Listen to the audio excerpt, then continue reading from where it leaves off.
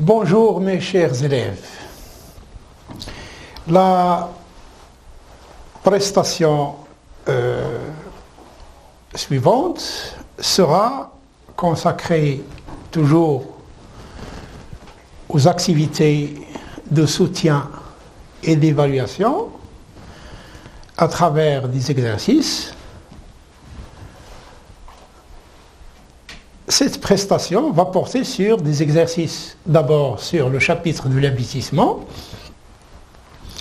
et sur un exercice concernant le calcul du coefficient de Gini en statistique, chapitre les caractéristiques de concentration. On commence d'abord par l'exercice relatif au chapitre de l'investissement. Bon, un ménage qui achète une imprimante, est-ce qu'il fait un investissement ou une consommation finale?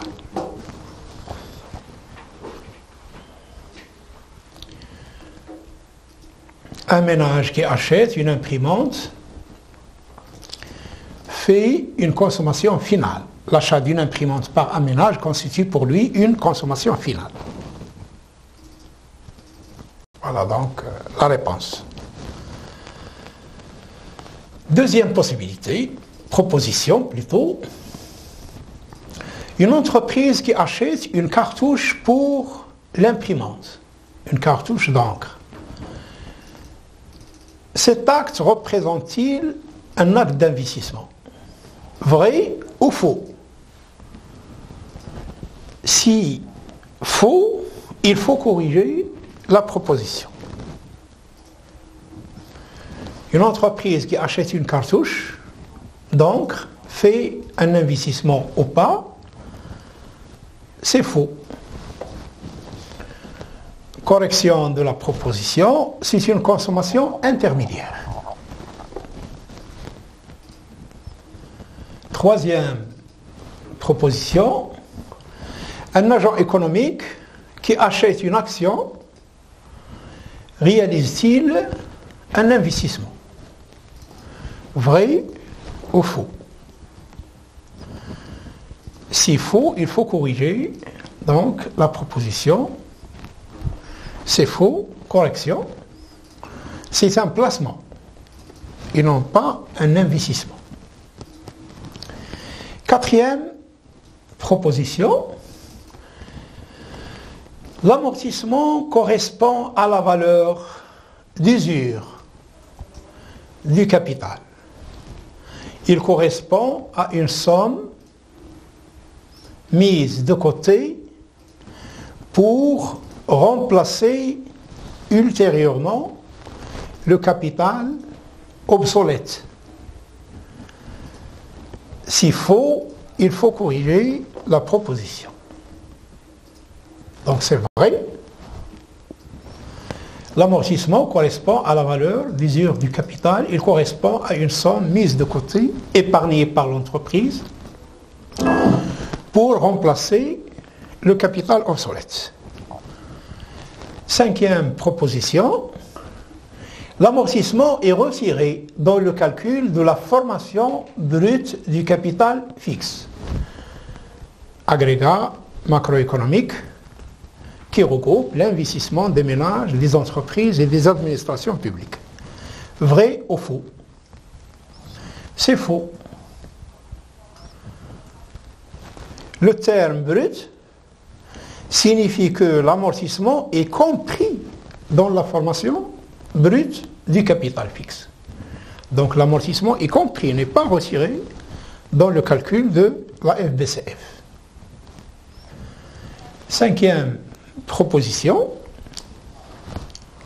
la différence entre l'investissement net et l'investissement brut est l'amortissement. En d'autres termes, est-ce que l'amortissement brut moins l'amortissement net est égal à l'amortissement? si c'est vrai, il faut corriger la proposition en question. Donc, la différence entre l'investissement net et l'investissement brut constitue, donc, est égale à l'amortissement. Donc, c'est vrai. Septième proposition, l'amortissement est un investissement de remplacement.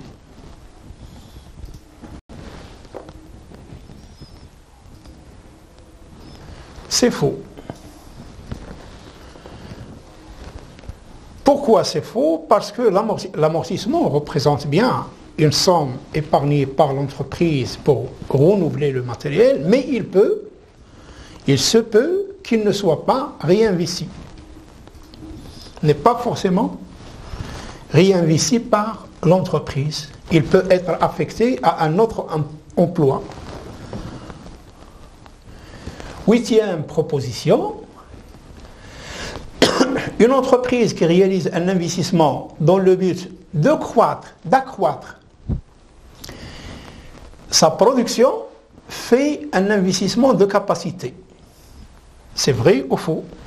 Si c'est faux, il faut corriger la proposition. Une entreprise qui réalise un investissement dans le but d'accroître sa production fait un investissement de capacité. C'est vrai donc.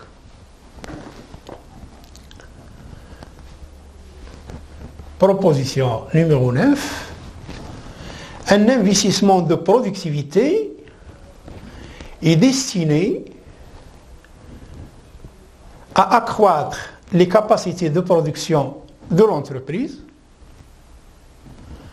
ou bien à remplacer du matériel obsolète ou bien à accroître la productivité de l'entreprise en diminuant ses coûts de production. Laquelle des trois propositions correspond à la réponse à cette question? Laquelle des propositions est vraie? C'est la troisième. L'investissement de productivité est destiné à accroître la productivité de l'entreprise et donc diminuer ses coûts de production.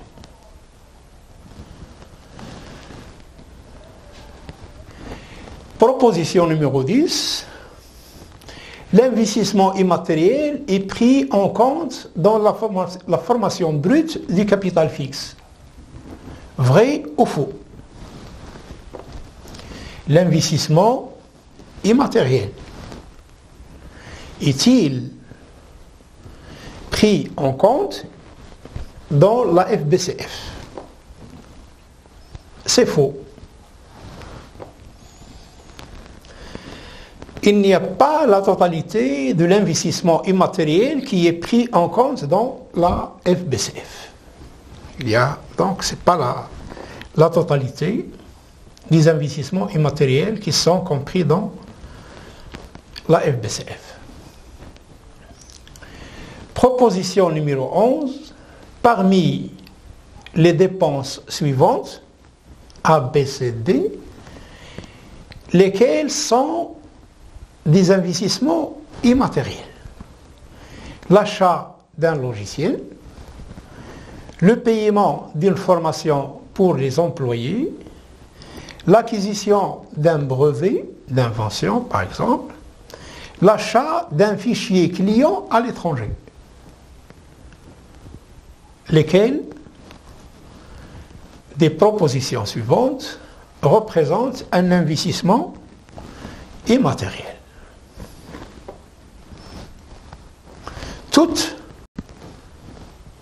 Tous les cas représentent des investissements immatériels. Proposition numéro 12. Dans la comptabilité nationale, les dépenses de publicité et de recherche, développement, sont pour les entreprises des investissements ou des consommations intermédiaires. Ce qu'elles représentent des investissements ou des consommations intermédiaires. Dans la comptabilité nationale, les dépenses de publicité, de recherche et développement ne sont pas prises en compte dans les investissements. Donc, elles représentent des consommations intermédiaires.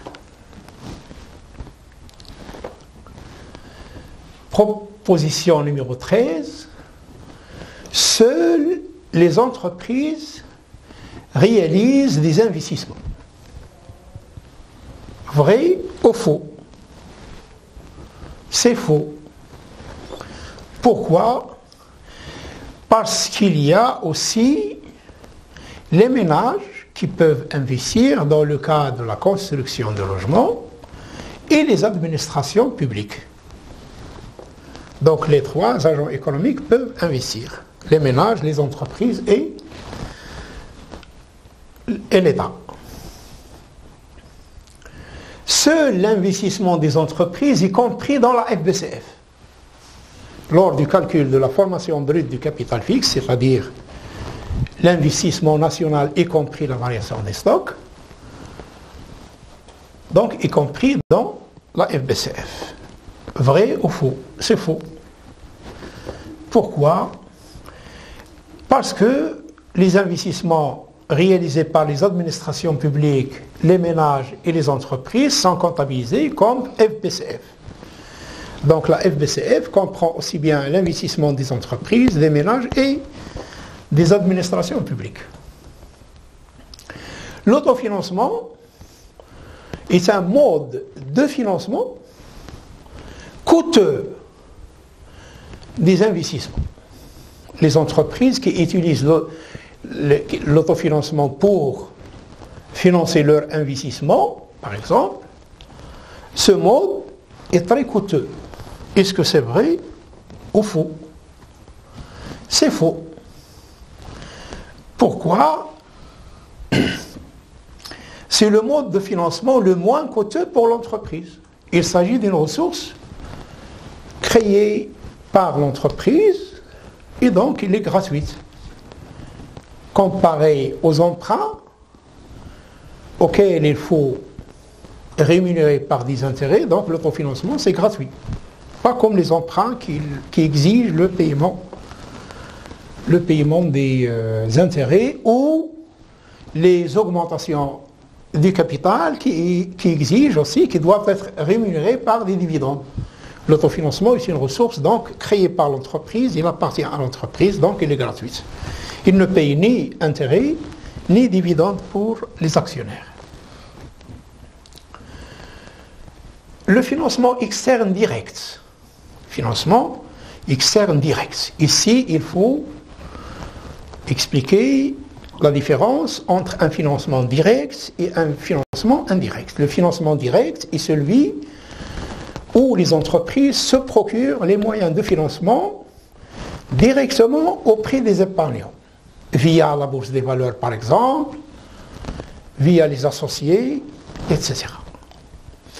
Par contre, le financement indirect est celui qui est obtenu en faisant recours au système bancaire, aux banques.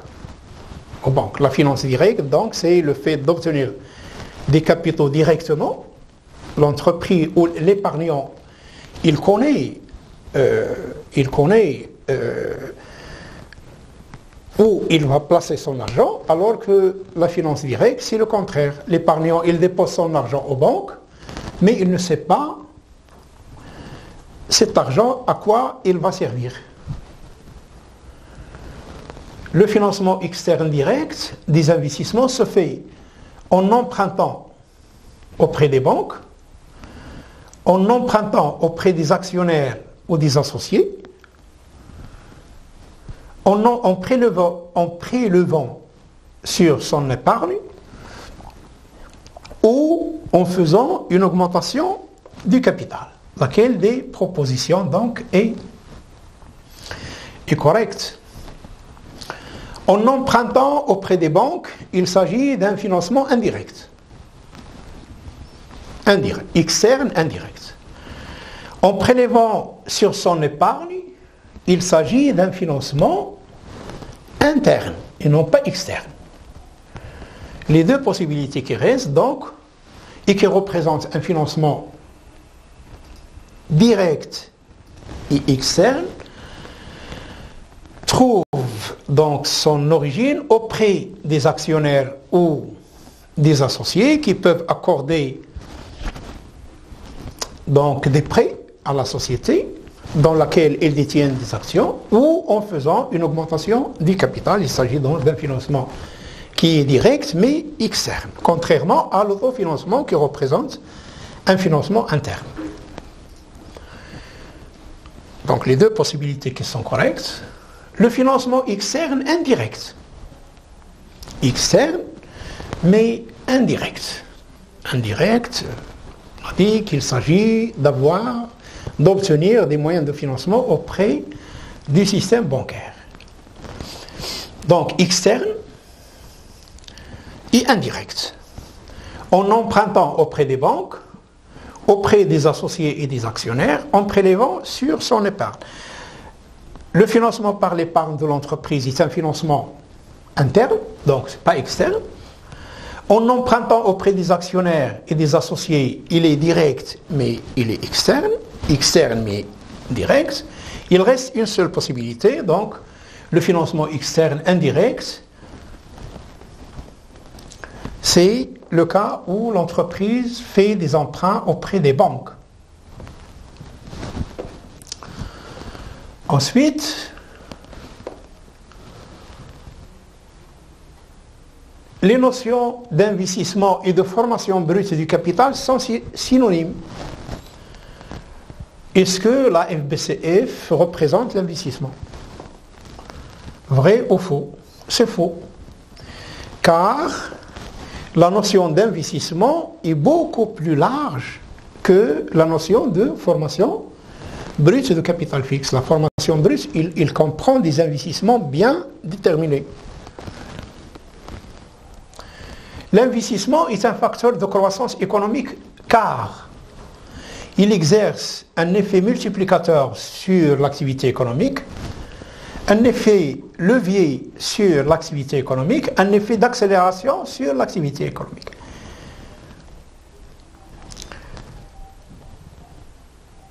Laquelle des trois propositions est correcte?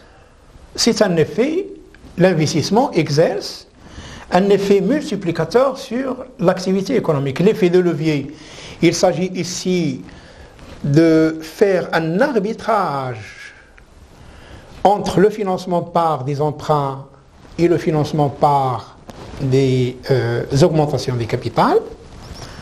L'effet accélérateur, c'est le sens inverse, c'est la demande qui nous pousse à investir, mais l'effet multiplicateur qui représente donc un effet sur l'activité économique qui consiste à